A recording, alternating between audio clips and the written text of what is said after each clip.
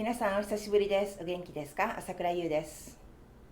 Well, first of all, thank you so much for subscribing my channel. I have over 10,000 subscribers now. Thank you. So, I am back with my regular Japanese classes, and this time I'll be teaching how to write in Japanese. It is very important, and there are a lot of benefits if you know how to read and write Japanese. Of course, you can read Japanese books, articles, subtitles in TV, movies, and also, people's tattoos. And you'll be surprised. Some people get weird things carved in their bodies, but shh. And also, if you are planning to study Japanese further, it is imperative that you know how to write, because I've been using Romaji, Roman letter systems so far. I use regular alphabets to phonetically describe Japanese, but we don't use that in our regular life. So it's important that you know so that we can study more. So in this lesson, I will explain the overall Japanese writing system, and after that, we'll get into the actual practice I will be writing with you. So let's get started.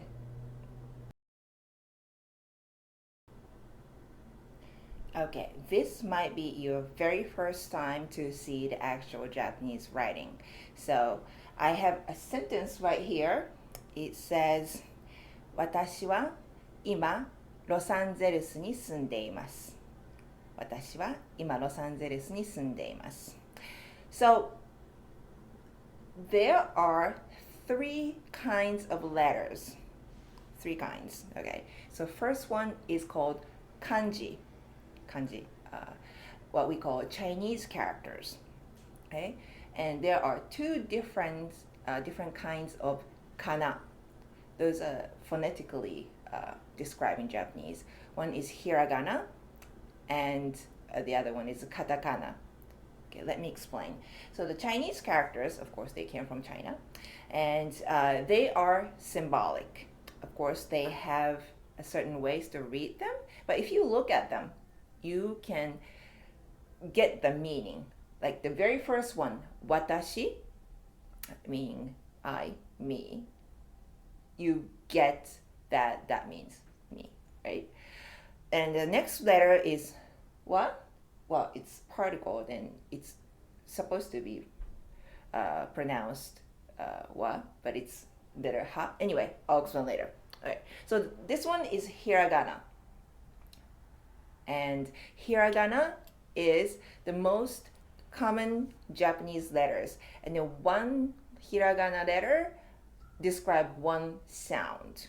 And then katakana is a different version of hiragana, but we use those to differentiate something. Like we use katakana for foreign names, or like borrowed words that came from foreign culture, or onomatopoeia that we did before, like sounds. This part, Los Angeles, Los Angeles, it's written in katakana because it's a foreign name. So with the combination of hiragana, katakana, kanji, we form Japanese.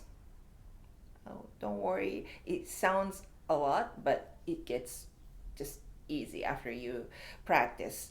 And as for kanjis, I know they're like in different, infinite number of Chinese letters, and I don't even know how many letters they exist in China.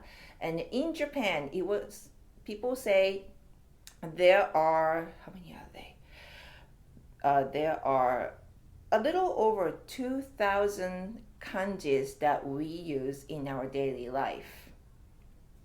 And if you include everything that had been used in Japanese culture, they would say like 50,000, more than 50,000. But we don't have to know them all. We just get the basic. And just to make not to make an excuse, once you know the system, it's easier if you use kanjis because they're symbolic. They get the meanings. For example, there's a word we say hashi. Hashi. Oh, I kind of changed the intonation a little bit, but I wanted to explain. So hashi. So in Roman letter, it's HASHI, hashi, right? So under the same pronunciation, it's a little bit different intonation, but under hashi, there are several different words. The most common one is bridge, hashi, and the other one is chopsticks, to eat, or hashi. So when you hear the sentence, 私は箸を買いました。私は箸を買いました。When you actually read them, I just wrote the hashi part in hiragana. It's hard to know, did you buy chopsticks or did you buy a bridge if you are super rich? Yeah? So this is a little bit extreme example, but it can happen. It can be confusing, but if you use kanjis, it's obvious what you mean. So that's why, as you study Japanese further, it gets easier if you know kanjis. Okay? But those are a little bit more advanced. So we'll start with kana, hiragana, and the katakana. And like I said, hiragana is the most used common letters. So we'll practice with hiragana. Okay? So as a gift to you for watching this lesson, I will upload a hiragana and katakana chart on my Facebook page and Twitter, so you can download the chart.